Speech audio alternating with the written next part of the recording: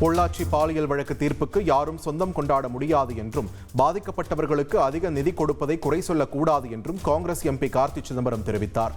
சிவகங்கையில் செய்தியாளர்களிடம் பேசிய அவர், அண்ணா பல்கலைக்கழக வழக்கையும் நியாயமான முறையில் நடத்தி நியாயமான தீர்ப்பு வழங்க வேண்டும் என்பதே அனைவரது எதிர்பார்ப்பு என்றும் கார்த்தி சிதம்பரம் குறிப்பிட்டார். தீர்ப்பு நீதிமன்றத்துடைய தீர்ப்பு. இந்த தீர்ப்புக்கு வேற யாரும் சொந்தம் கொண்டாட முடியாது. ஆனால் பாதிக்கப்பட்டவர்களுக்கு அதிக அளவில் நிதி கொடுத்திருக்கிறார்கள் என்பதை குறை சொல்லக்கூடாது. பொள்ளாச்சி என்பது ஒரு சிண்டிகேட்டே இதில் ஈடுபட்ட மாதிரி தான் செய்தி வந்திருக்கிறது. இந்த தீர்ப்பில் இருந்து பார்க்கும்போது பாதிக்கப்பட்டவர்கள் பல நபர்கள்.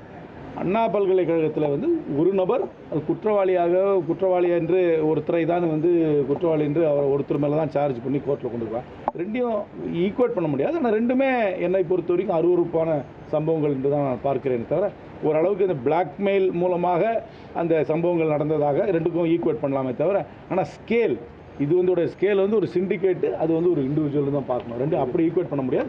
இதுக்கும் வழக்கை ஒழுங்காக நடத்தி நியாயமாக நடத்தி ஒரு நியாயமான தீர்ப்பை கொடுக்க வேண்டும்.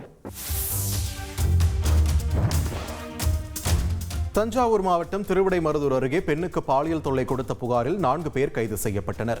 கரிக்குளம் பகுதியைச் சேர்ந்த 34 வயது பெண் கும்பகோணம் பகுதியில் உள்ள சிமெண்ட் கடை ஒன்றில் வேலை பார்த்து வருகிறார். இந்நிலையில் தன்னுடன் பணிபுரியும் 4 பேர் தன்னை பாலியல் வன்கொடுமை செய்ய முயன்றதாக காவல் நிலையத்தில் அந்த பெண் புகார் அளித்துள்ளார். இது தொடர்பாக திருவிடைமருதூர் போலீசார் 4 பேரை கைது செய்த நிலையில் விசாரணையில் அந்த பெண்ணுக்கும் அவருடன் வேலை பார்த்த நபர்களுக்கும் ஏற்கனவே நட்பு இருந்தது தெரியவந்தது.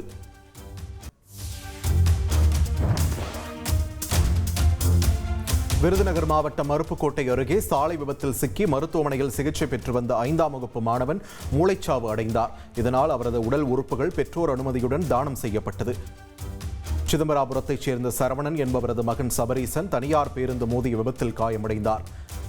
மருத்துவமனையில் சிகிச்சை பெற்று வந்த அவர் மூளைச்சாவடைந்த நிலையில் சொந்த ஊருக்கு எடுத்துச் செல்லப்பட்ட அவரது உடலை கண்டு உறவினர்கள் கதறி அழுதது காண்போரை கண்கலங்கச் செய்தது.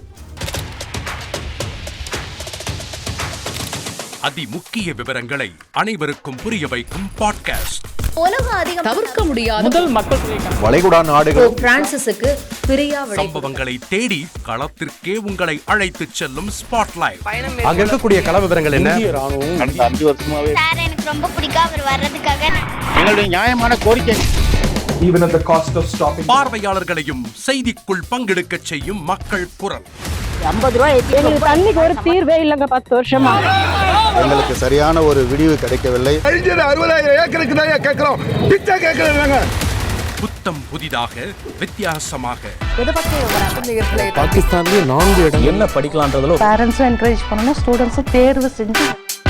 எனக்கும் சீமானனுக்கும் பெரிய வித்தியாசம் இல்லைங்க. ஒரு பாயிண்டா சொல்லணும். உங்களுக்கான தலைவர்களை பொழுதுபோக்கு தளத்தில் தேடாதீர்கள், போராட்ட களத்தில் தேடுங்கள். அனைத்தும் உங்களுக்காக. எப்போதும் இணைந்திருங்கள் தந்தி டிவியுடன்.